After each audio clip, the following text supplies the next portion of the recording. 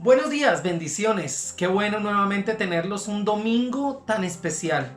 Y hoy, bueno, no más especial que todos, pero muy especial.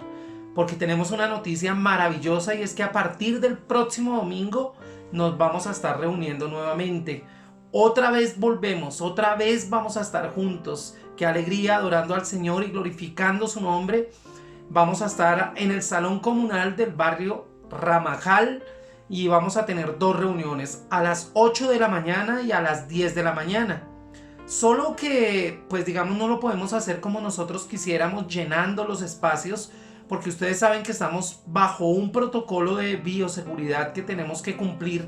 Entonces cada una de las reuniones va a tener solamente 30 cupos.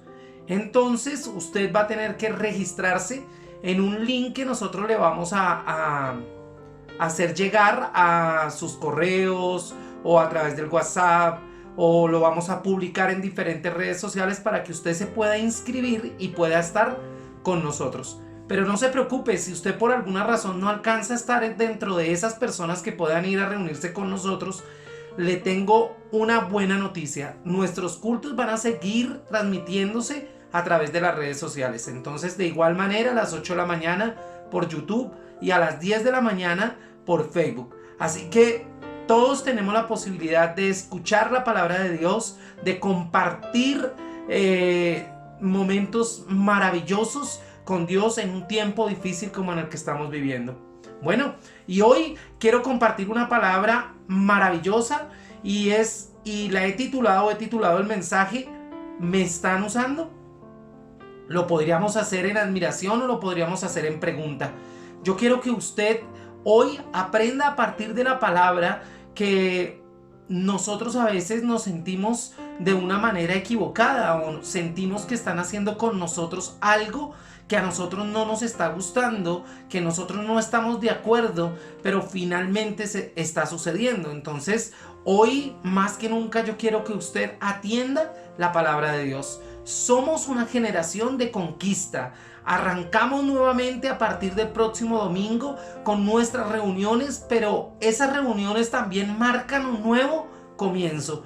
Y somos esa generación que tiene que ir avanzando, esa generación que tiene que negar el hecho de que nos quieran apartar, nos quieran separar, no nos dejen reunir. No, nosotros tenemos que avanzar con paso de conquistadores, porque de alguna manera nosotros tenemos que bombardear las puertas del infierno. Dice la palabra que el infierno no prevalecerá, o sea, no quedará en pie, porque un pueblo santo, un pueblo de Dios avanzará en el nombre del Señor. Nosotros vamos a ir a la tierra prometida, así como lo hicieron los israelitas saliendo de la esclavitud de Egipto. Nosotros hemos salido de la esclavitud del pecado para ir y conquistar una tierra donde fluye leche y miel, y traemos las cosechas de las almas hacia los pies del Señor en estos últimos días. Está pronta la venida del Señor y nosotros tenemos que trabajar y tenemos que hacerlo de manera desinteresada, apasionada y llena del propósito, pero sobre todo de la verdad de Dios, que es la palabra que nosotros leemos. Dios va a impartir una unción especial para que nosotros podamos liderar, para que nosotros podamos instruir, establecer el ejemplo a través de nuestras propias vidas. Pero debemos nosotros ser aún mucho más sensibles y mucho más sumisos al Espíritu Santo de Dios. Cumplir todas nuestras responsabilidades con temor y temblor. ¿Sabe? Yo estoy pensando en que nosotros no podemos volver a ser iglesia siendo solamente espectadores. Nosotros necesitamos ser protagonistas de la historia de nuestro barrio, de nuestra localidad, de nuestra ciudad. Mire que el libro de Josué muestra el cuadro de un pueblo que ya deja de estar errantes. Fueron 40 años en el desierto, pero ahora se establece, pero ahora llega al lugar donde Dios les había dicho que iban a estar, y llegan a conquistar. Mire, nosotros somos justamente esa generación que tenemos que llegar a conocer nuestro Dios, tenemos que llegar a abrazar sus promesas, y ahora justamente está este es el tiempo donde nosotros podemos apoderarnos de las promesas y de lo que Dios nos ha prometido. Dice la palabra, Dios no nos trajo hasta aquí para volver atrás, sino para poseer la tierra que Él nos dio. Y Dios nos saca ahora nuevamente de nuestras casas, nuevamente de haber estado lejos, de haber estado apartados, y nos une, pero con un propósito santo, con un propósito celestial. Quizás uno de los propósitos maravillosos de esta pandemia fue que pudiésemos estar juntos en familia, poder compartir juntos en familia, reivindicar la maravillosa bendición que es vivir en familia, pero ahora nos toca salir, ir afuera donde está la necesidad. Creo que nosotros somos una generación como la de Josué. Somos la generación que va a bombardear definitivamente las puertas del infierno y va a tomar la tierra prometida. Mire, nosotros tenemos que ver cómo la cosecha no solamente avisora el fruto, sino tenemos que ir y recoger ese fruto. Tenemos que ir y recoger la cosecha, porque es nuestra. Toda injusticia va a caer de rodillas a medida que proclamemos la palabra de Dios, ¿sabe? Pero nosotros nos ha faltado considerar algo. Mire, vuelvo y repito eso. Yo declaro en el nombre del Señor que cuando nosotros proclamamos la palabra, las injusticias cesan. Las situaciones que nosotros mismos condenamos van a caer por su propio peso, porque dice que a donde abunda el pecado, sobreabunda la gracia, o sea, el favor de Dios, el regalo de Dios. Josué guió al pueblo de Israel a tomar ¿qué? La tierra prometida, pero él hizo algo. Sirvió a Moisés fielmente, escuche bien, fielmente y con paciencia durante 40 años en el desierto, mientras sabía que podrían haberla tomado apenas en unos meses después de haber dejado Egipto.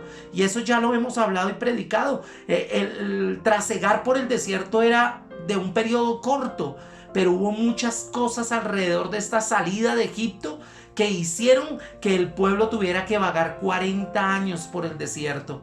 ¿Sabe? La generación de Josué le creerá a Dios y le obedecerá. Y nosotros somos esa generación. A nosotros no nos puede pasar lo mismo que le pasó al pueblo de Israel en el desierto. La desobediencia, la incredulidad. No, nosotros seremos una generación que creerá a Dios y le obedecerá. Pero no solamente eso. Vaya apuntando, la generación nuestra, la generación de Josué no murmurará ni se quejará. Mire que la generación de Moisés no solamente creyó, o a veces no creyó a Dios y no obedeció a Dios, pero la generación de Josué sí. La generación de Moisés murmuró contra sus líderes, pero la generación de Josué no. Esta generación tiene que ser una generación que no murmure y que no se queje. La generación que se está levantando tiene que ser una generación que va a dar su vida por el evangelio.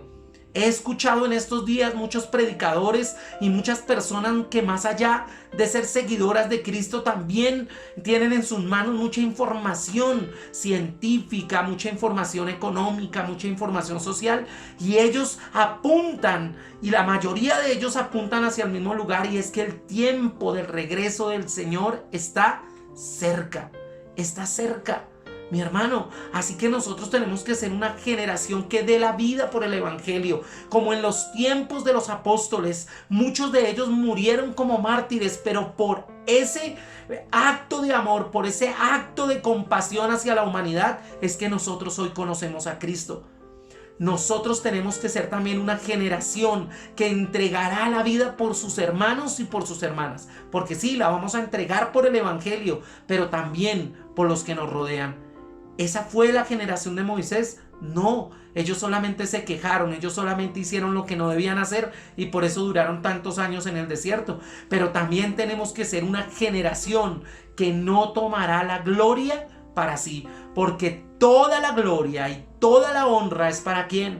Para Jesucristo, para el Señor de señores, para el Rey de reyes y Señor de señores.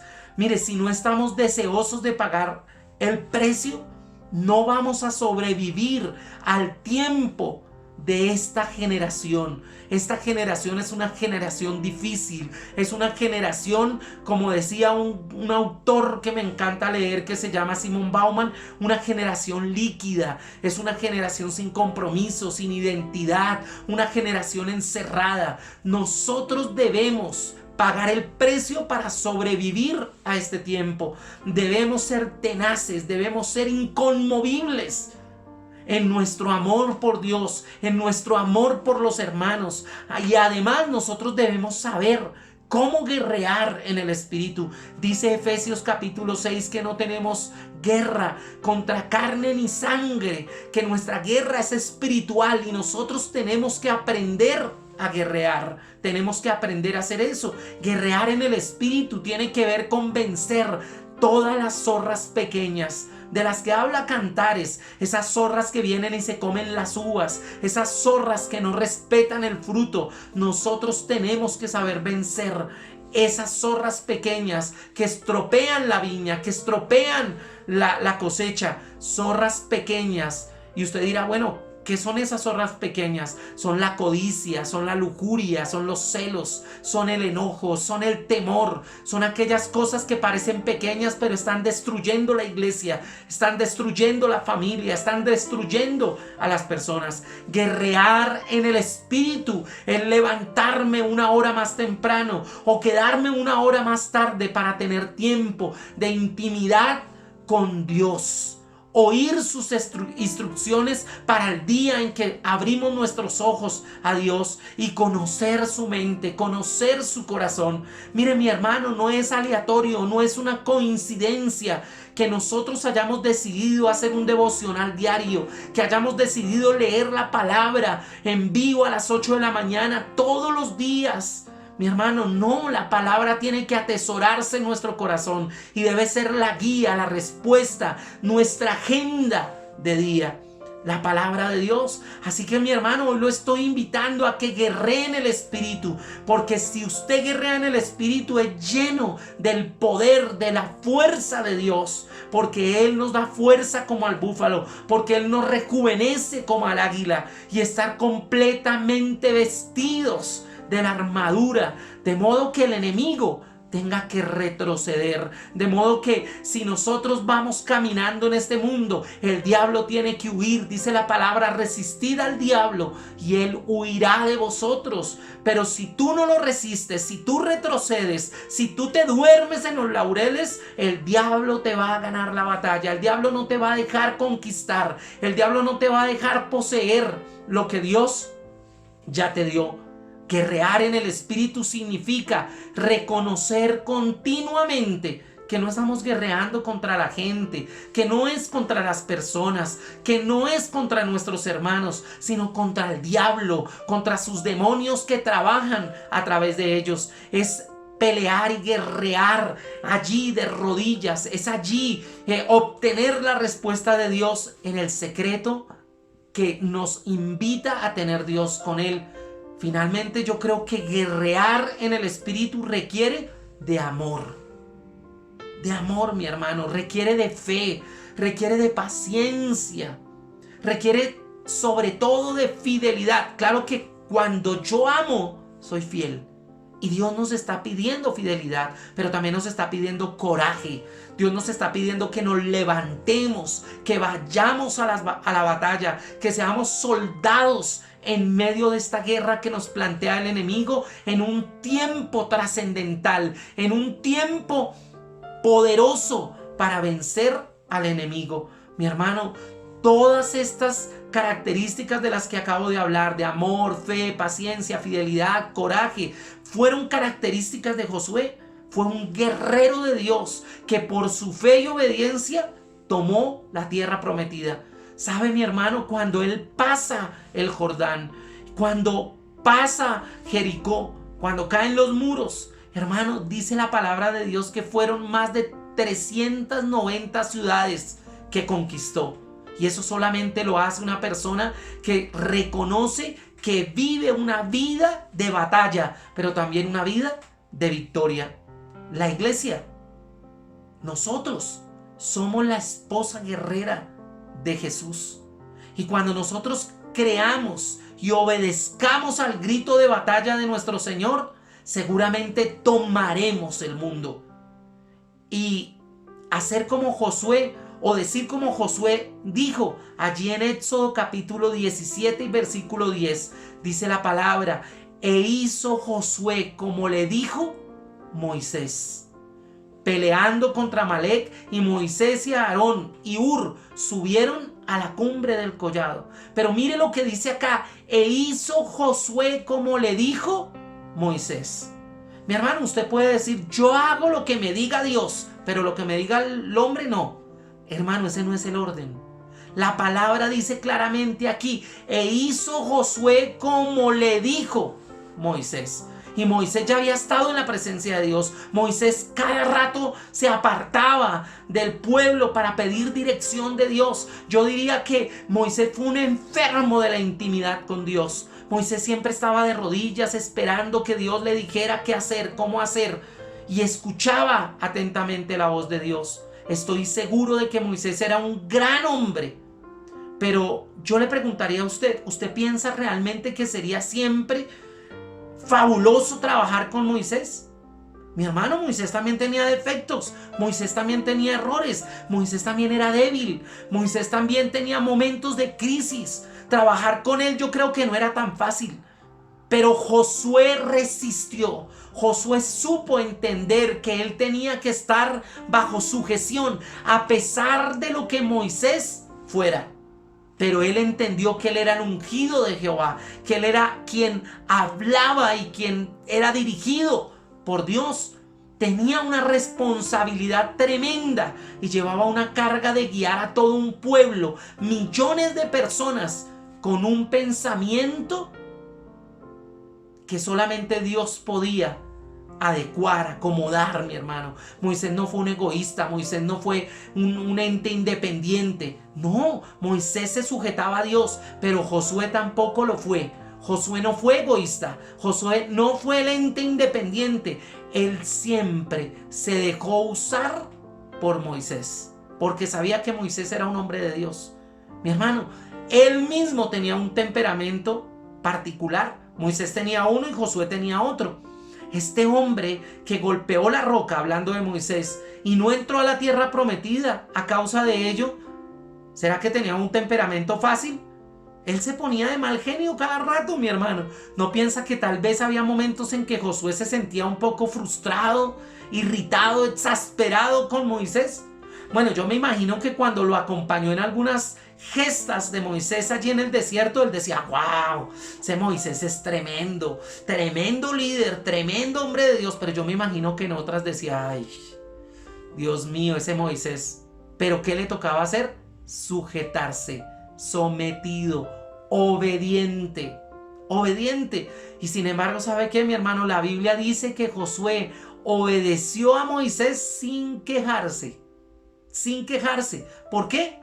Bueno, yo creo que Josué sabía en su corazón que un día iba a guiar al pueblo de Israel, que Moisés iba a morir, porque todos vamos a morir y nosotros tenemos que dejar discípulos que sepan seguir haciendo la obra de Dios, y esa obra de Dios que Dios nos ha encomendado, guiar al pueblo a través de la tierra prometida, conquistando una tras otra los lugares que Dios ya les había dado por herencia. Mi hermano, tomar la tierra prometida era algo difícil, y Josué sabía que la única manera de hacerlo era estar atento a cada paso de Moisés, estar ahí como el paje de armas, estar ahí obediente, estar ahí a pesar de lo que fuera, a pesar inclusive de pensar que Moisés lo estaba utilizando. Sabía que Dios lo estaba preparando para la guerra. Y hoy quiero decirle, probablemente usted en este pastor que está escuchando ha visto muchos defectos, ha visto muchos errores, pero téngalo por seguro que Dios ha hablado a mi corazón, a mi vida. Dios me ha puesto en el lugar donde me ha puesto, y seguramente usted no ha estado de acuerdo con algunas cosas, pero si usted se sujeta, si usted es un hombre obediente, una mujer que respeta la autoridad de Dios, estoy seguro que un día será usted el que tome la bandera, será usted el que camine junto con el pueblo, será usted el que haga discípulos, y seguramente Dios le hablará y le dirá de qué manera también hacerlo. Cuando Dios creó la iglesia, dejó un solo puesto vacante para todos los que llegan, para cada uno de los miembros. ¿Y usted sabe cuál es ese puesto vacante? El de esclavo. Sí, el de esclavo. Ay, pastor, si yo soy director de alabanza. Ay, pastor, si yo soy el líder de servidores. Ay, pastor, si yo soy el líder de intercesión. Mi hermano, cada una de las cosas que se hacen en la iglesia es un servicio que se hace para Dios.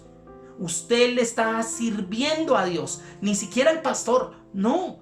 El pastor no tiene nada que ver en lo que usted y Dios han negociado, entre comillas, en lo que usted y Dios han hablado con respecto a su servicio en la obra. Lo único que hace el pastor es gozarse y alegrarse porque usted levanta la mano y dice: aquí estoy, pastor, póngame a servir, estoy a sus órdenes. No está a las órdenes del pastor, está a las órdenes de Dios. Pero Dios ha puesto a alguien a dirigir ese pueblo. Mi hermano, una y otra vez en las epístolas que Pablo escribe, digamos que él escribe que Pablo, siervo del Señor Jesucristo. Mire, Pablo era tan especial que él sabía los requisitos del apóstol. Sí, que tenía que haber conocido a Cristo, bueno, un montón de cosas, y él sabía que él no cumplía con esos requisitos, pero dice: yo soy un abortivo. De alguna manera yo asumo el rol de apóstol por la tarea que cumplo, pero yo sé que soy un abortivo de esos que fueron apóstoles. Mi hermano, porque él siempre se hizo siervo, a pesar de su lugar antes de conocer a Cristo. Él se hizo siervo y dice: todo lo que soy, todo lo que tengo, todos mis títulos son basura delante de lo que Dios me ha llamado a hacer. Si verdaderamente queremos ser guerreros para Cristo, no tenemos ninguna excusa para decir: ese trabajo es muy poco para mí. Cualquier trabajo que usted haga dentro de la iglesia, dentro de la comunidad, dentro de la sociedad, para construirla y bendecirla, es un trabajo honroso delante de Dios. Es un trabajo honroso. No podemos pensar: bueno, yo soy demasiado para ese trabajo. Mi hermano, usted no es demasiado para nada. Así como Dios coloca, Dios quita. Así de sencillo. La única vacante del trabajo en el reino de Dios es de esclavo, es de siervo. Si a usted no le sirve ese trabajo, no sirve para el reino. Así de sencillo. Hay un versículo que es muy interesante en las escrituras sobre Josué, y está allí en Éxodo capítulo 33 y versículo 11. Dice la palabra de Dios: y hablará Jehová a Moisés cara a cara, como habla cualquiera a su compañero. Y él volvía al campamento, pero el joven Josué, hijo de Nun, su servidor, nunca se apartaba de en medio del tabernáculo. Mi hermano, Josué siempre estaba con su pastor. Josué siempre estaba al lado de él, en obediencia, en fidelidad, allí en la presencia de Dios. Yo no me imagino a un Josué siempre estando cuestionando lo que Moisés decía.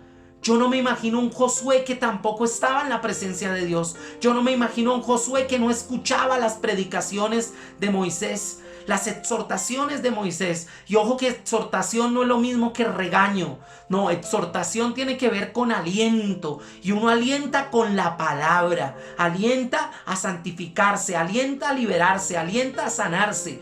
La exhortación es un aliento de parte que viene de parte de Dios. Mi hermano, esa escritura nos indica que Josué servía a Moisés. ¿Pero qué buscaba a Dios? Buscaba a Dios para que tuviese misericordia. Y ya hemos hablado de estos 2 días, la diferencia entre misericordia y gracia. Misericordia es ver la miseria del otro y colocarla en mi corazón para poder sentir la necesidad de ayudar. Josué buscó el favor de Dios buscó la misericordia de Dios a través de su siervo, de su pastor, de su líder, Moisés. Mi hermano, yo creo que Josué siempre buscó misericordia, buscó justicia, buscó bendición, pero lo último que buscó fue ascenso. No, él no buscó ascenso. Que llegó allá producto de su obediencia, producto de su dejarse usar, eso es otra cosa. Con frecuencia cuando nosotros hacemos las cosas para los hombres y las mujeres, naturalmente esperamos nuestra recompensa, que esa recompensa venga de ellos. Mi hermano, usted espere la recompensa que viene de Dios. Es buena, es agradable, es sustanciosa, es maravillosa, es eterna, es eterna. La Biblia dice que debemos hacer todas las cosas como para el Señor y que nuestra recompensa viene de Él. Puede ser que nadie esté viendo cuánto ensayas, por ejemplo, para el grupo de alabanza, pero Jesús lo sabe. Puede ser que nadie te haya visto cuántas veces estudias la palabra o cuántas veces haces un trabajo para tu jefe o haces un trabajo para la universidad y quizás trasnochaste muchas veces, quizás nadie lo haya visto, pero yo te voy a decir algo, Jesús sí. Él sí lo ve y muy probablemente alguien no lo haya reconocido como debe, alguien no haya pagado como debe, pero Jesús sí paga mejor de lo que tú crees. Así que cuando tú busques tu recompensa, mire a Jesús. Levanta tus ojos al cielo y mira a Jesús, recibiendo lo que viene de parte de Dios. Dice que si tú buscas al Señor, Él te recompensará. Él dice que buscad primeramente el reino de Dios y su justicia y lo demás será añadido. Josué fácilmente podría haberse quejado de que estaba siendo usado por Moisés, pero sabe, nunca lo hizo. Él entendió el principio.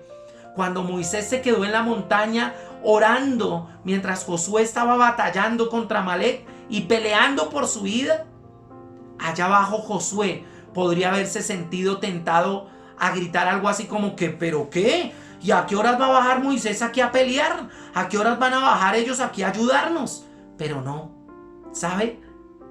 Josué se sometió a Moisés y recibió como resultado un reconocimiento especial de parte de ¿quién? De Dios, de parte del Señor. ¿Sabe? Dios revela que Él es nuestro estandarte de victoria en la guerra. Por eso nosotros hablamos de Jehová Nisi. Él es nuestro estandarte de guerra. Y le dice a Moisés que edifique un altar y que lo mencione a los oídos de Josué. Él declara que Josué es el héroe conquistador del día. Hermano, ¿qué tal ese reconocimiento? Pero ¿sabe? Quizás Moisés por sí mismo no lo hubiera hecho. Pero es Dios quien le dice a Moisés: hoy vas a declarar como héroe conquistador a Josué. Mi hermano, tranquilo, si la gente no se da cuenta, respire profundo. Un día Dios va a hablar al oído de quien tiene que hablar para que usted sea honrado, para que usted ocupe el lugar que corresponde en Dios. Pero si usted no aprende la lección, bueno, eso puede demorarse y mucho quizás. Mi hermano, así que si alguien viene a ti y te dice que están usándote, diles, pues sí, la verdad sí me están usando. Eso es lo que se supone que debe hacer. Cuando usted llega a la iglesia, muchos de ustedes, los que me están escuchando, o muchos de ustedes le han dicho a su pastor, porque quizás no asisten a nuestra iglesia, pero asisten a otra, ustedes le han dicho: pastor, aquí estoy para lo que usted diga, para lo que me necesite. Inclusive usted ha dicho, para las que sea. ¿Sí o no? Pero cuando a usted le dicen y le hacen una oferta para que trabaje en la iglesia y todo, usted cambia de opinión y de pronto inclusive lo hace, y por allá entre dientes, por allá en el carro cuando va con sus hijos o por allá en la casa cuando está con su familia, empieza a decir palabras que no son las correctas. No, es que allá me usan. No, pero es que allá, mi hermano, está enfermando el corazón de los que le rodean.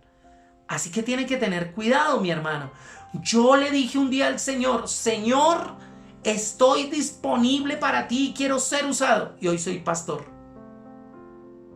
Y no sé qué más querrá hacer Dios conmigo. Y la única manera que Él puede responder a su petición de ser usado, pues es utilizándolo. Es haciendo algo con usted, mi hermano. Y usted tiene que decir, Señor, lo hago para ti. Esta no es solamente una declaración de fe, además, es un grito de batalla. Cuando usted dice, Señor, lo hago para ti, el diablo paticas.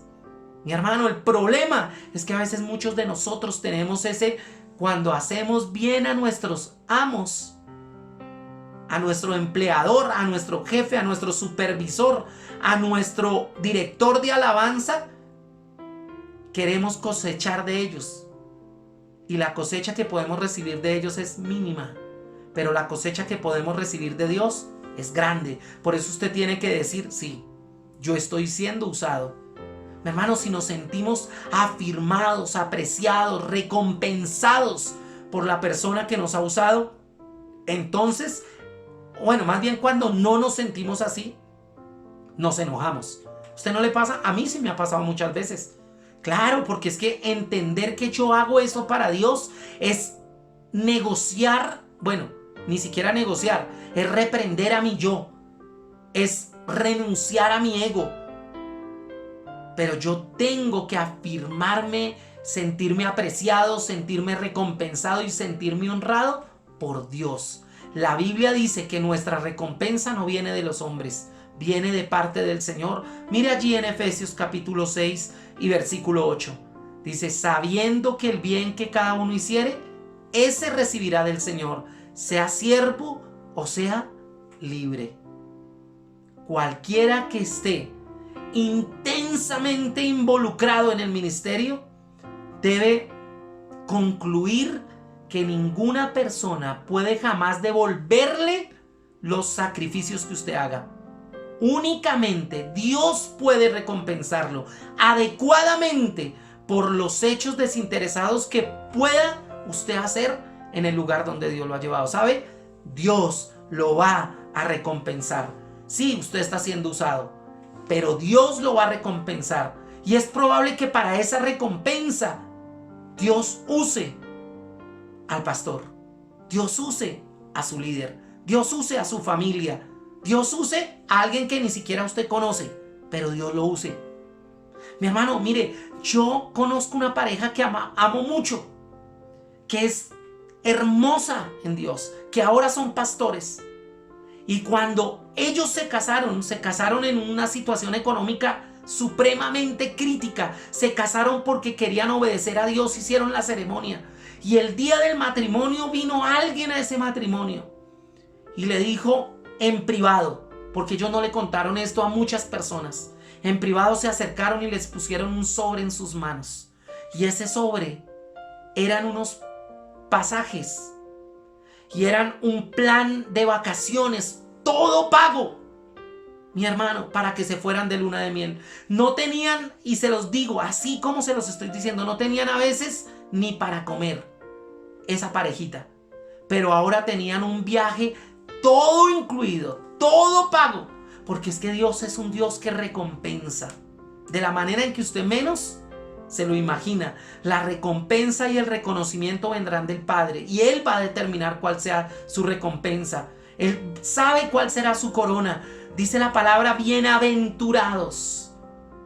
Tome esa palabra de Mateo capítulo 5 y cójala para usted.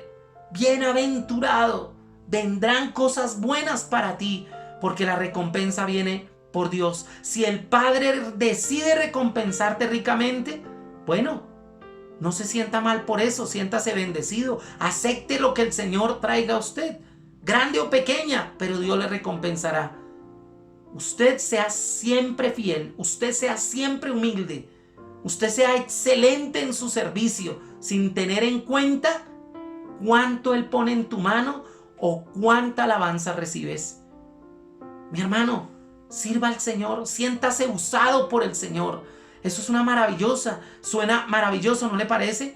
Cuanto más el Señor comprueba que puede confiarte bendiciones, pues más te bendecirá. ¿Sabe? Y durante todo el tiempo, ya sea que tengas lo mínimo o abundes, elige estar contento y sirviendo al Señor. Eso es maravilloso. Mi hermano, eso es un acto de fe. Dígame si eso no es un acto de fe. Claro que sí. Mi hermano, cuando un ejército va a la batalla, todas las vidas están en peligro. Porque si uno va a una guerra, está en peligro. Mi hermano, usted y yo estamos en peligro.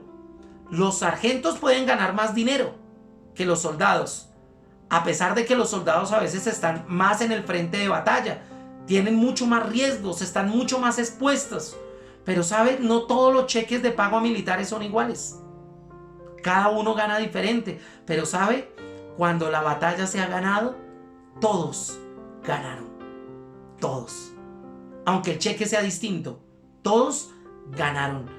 En Mateo capítulo 13, versículo 3 al 8, que es un pasaje muy conocido, dice la palabra: y les habló muchas cosas por parábolas, diciendo: he aquí el sembrador salió ¿a qué? A sembrar. Y mientras sembraba, parte de la semilla cayó junto al camino y vinieron aves y la comieron. Parte cayó en pedregales, donde no había mucha tierra, y brotó pronto, porque no tenía profundidad de la tierra. Pero salió el sol, se quemó, y porque no tenía raíz, se secó. Y parte cayó entre espinos, y los espinos crecieron y la ahogaron. Pero parte cayó en buena tierra, y dio fruto, cuan a 100, cuan a 60 y cuan a 30 por uno. Así que si cae la palabra en buena tierra, en un corazón humilde, en un corazón servil, en un corazón de esclavo, tenga la seguridad de que dará fruto al 100, al 60 o al 30, pero dará fruto. ¿El porcentaje de qué depende? De lo que diga el Padre. Nuestra parte, ¿cuál es? Ser agradecidos, esperar su recompensa, porque usted la va a recibir. ¿Cómo? Feliz. Feliz, y va a mirar a otras personas para ver si lo recompensan, y usted se va a sentir feliz con la recompensa del otro. Sea más grande o sea más pequeña, se va a sentir feliz, porque nuestra motivación está en servir al Señor, no por el porcentaje, sino porque es una bendición servirle. Siempre vamos a recibir, mi hermano. Así que usted sométase. Dice la palabra en Primera de Pedro. Mire quién lo está diciendo. Pedro. ¿Era muy sujeto? ¿Era muy sometido? No. Pero ahora que ha madurado, que tiene un carácter, el carácter de Cristo, mire lo que dice en 1 de Pedro 2, del 13 al 14. Por causa del Señor, someteos a toda institución humana, ya sea al rey como a su superior, y a los gobernantes, como por él enviados para castigo de los malhechores y alabanza de los que hacen el bien. Mi hermano, tenemos que sujetarnos, debemos someternos a las leyes de los hombres, como si Dios mismo las hubiera escrito. Debemos someternos a todos aquellos en autoridad sobre nosotros. ¿Por qué nos cuesta tanto? Déjese usar, porque Dios los ha puesto en esas posiciones. Rebelarse contra ellos es rebelarse contra Dios. Y sabe, voy a terminar diciendo algo muy importante. Si ellos nos requieren de nosotros alguna cosa que no sea piadosa, que no sea acorde a las Escrituras, pues sí debemos desobedecer externamente, pero permanecer sumisos internamente a Dios. Claro, nosotros no vamos a ir en contra de la palabra, pero mientras eso no sea en contra de la palabra, debemos sujetarnos. Pero si va en contra de la palabra, ahí sí no vamos a obedecer. Y tenemos que, entre comillas, rebelarnos, porque la palabra es una sola. De esta forma, nuestros corazones se mantienen puros delante del Señor. Nuestra obediencia a Él es completa. Mi hermano, estamos apurados y en consecuencia a veces nosotros superamos el límite de velocidad. Y eso está mal. A veces nuestro jefe es insensible, es tirano, no nos paga como debe ser, y entonces nosotros nos robamos cosas de la empresa, nos tomamos cosas en parte de pago. Eso está mal, eso no se hace, mi hermano. Nosotros no pagamos impuestos porque pensamos que eso es opresivo. No, paguémoslos. Dios nos va a dar conforme sus riquezas en gloria, para que nosotros seamos fieles en todo. Cuando le preguntaron, ¿está bien pagar a los impuestos al César? Dad al César lo que es del César y a Dios lo que es de Dios. Igual Dios nos va a recompensar y nos va a bendecir. ¿Sabe? A veces hay gente que no le gustan las canciones que el grupo de alabanza elige. ¿Y sabe qué hacen? Deciden abandonar la iglesia. No, es que esa alabanza no me gusta. Inclusive dentro del mismo grupo de alabanza, algunos dicen, no, es que a mí no me gusta cómo trabaja el grupo de alabanza. Ellos son, no sé, y se van. Entonces, nosotros decimos, no, me voy de este ministerio y me voy para otro. Y después, no, mejor me voy para otro. Y terminamos evadiendo cualquier atisbo de autoridad, porque no nos gusta sujetarnos. Así que nosotros dejemos de quejarnos, hagamos todas las cosas como para el Señor y empecemos a impartir un liderazgo que lleve estas dos marcas: confianza y humildad en Cristo. Mi hermano, la obediencia nos permite ser todo lo que Dios diseñó que nosotros fuéramos. Libera nuestro potencial, inclusive libera nuestro ministerio. Pero más importante, aprendamos obediencia, aprendamos humildad. El enemigo se va a enfrentar, pero no va a ser tan fuerte como tú. Nosotros seremos un ejército invencible, estando juntos, confiados en Dios, obedeciendo, humildes siempre. Y ahí, ¿qué va a hacer el diablo? Mi hermano, que usted pueda hoy cerrar sus ojos y decirle al Señor: Señor, necesito ser usado, necesito estar en tus manos, necesito obedecerte, necesito caminar contigo. Sí, Señor, yo te dije un día que iba a hacer lo que tú me dijeras. Hoy retomo esas palabras y me coloco en tus manos y decido ser usado. Decido tomar esa vacante del reino de los cielos, esa vacante de mi iglesia, la vacante de esclavo, Dios. Señor, sonará como quiera sonar para quien no entiende la palabra, pero para los que la entienden, Señor, decido estar bajo tu ley, bajo tu norma. En el nombre del Padre, del Hijo y del Espíritu Santo. Amén y amén. Mis hermanos, Dios les bendiga. Un abrazo grande. Ahora continuamos con algo muy especial y es con los niños. No olvide, dentro de 8 días nuevamente estaremos juntos. Regresamos. ¡Qué bendición! Un abrazo, los espero. Quizás no para abrazarlos, pero sí para sentirlos cerca. Un abrazo grande. Les bendigo.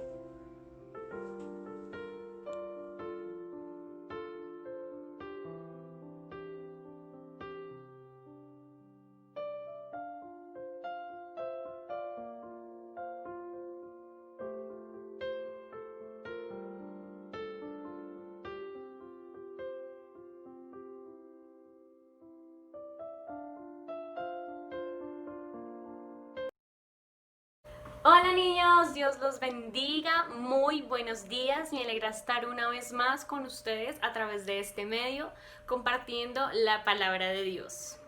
Hoy vamos a continuar la historia de Saulo, ¿sí la recuerdan? Pues bueno, hoy vamos a ver qué cosas maravillosas siguieron aconteciendo en la vida de este gran personaje, quien luego lo conocerán como Pablo, así que acompáñenme, vamos.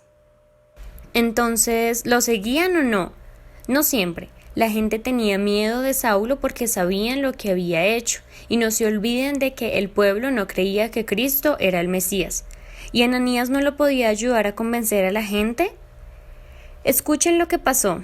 Después de 3 años de que Saulo tuvo su encuentro con Jesús, un día llegó a Damasco. Hermanos judíos, estoy convencido de que Jesús de Nazaret vive. Él es el Hijo de Dios, el Mesías que hemos estado esperando por tanto tiempo. Tal vez esté en lo cierto, Saulo habla con mucha seguridad. No puedo creer todo lo que dice. Esto es mentira, es un engaño. Las autoridades se preocuparon y planeaban la forma de detener a Saulo.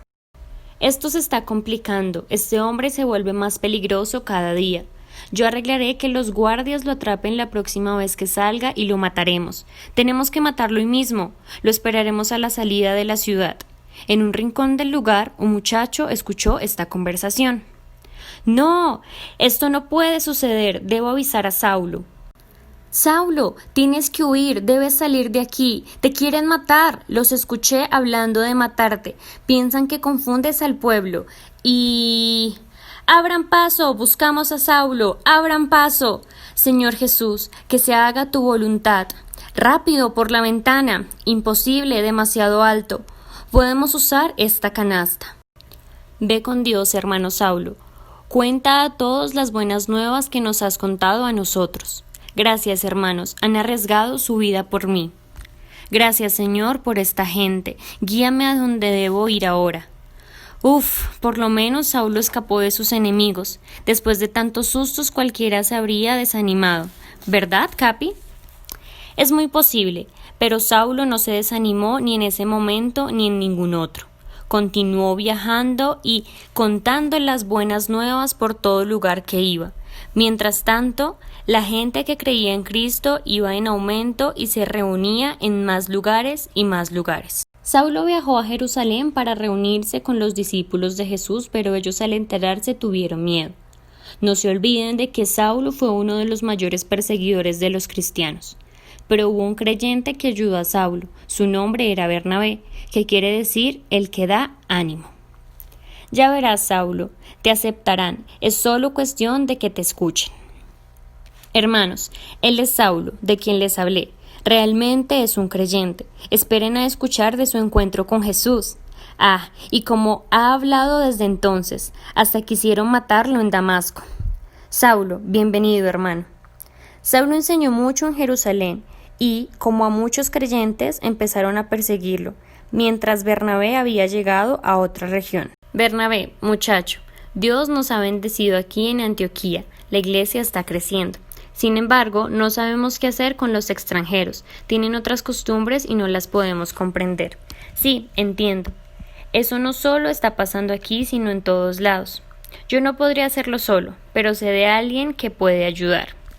Bernabé pensó que Saulo era el más indicado para ayudar a la iglesia de Antioquía. Estamos separados de Dios y fuimos reconciliados por tener fe en que Jesucristo es el Hijo de Dios, el Mesías que murió y resucitó por nosotros. Desde ese tiempo a Saulo le empezaron a llamar Pablo, nombre con el que sería conocido para siempre. Hermanos judíos y todos los que adoran a Dios, yo soy Saulo de Tarso, conocido como Pablo, y les he hablado la verdad.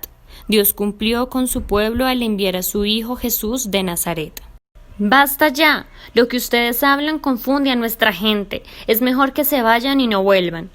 Era necesario que les anunciáramos esto a ustedes primero, ya que son el pueblo escogido por Dios. Pero ya que lo rechazan, iremos a anunciar las buenas nuevas a los que no son judíos.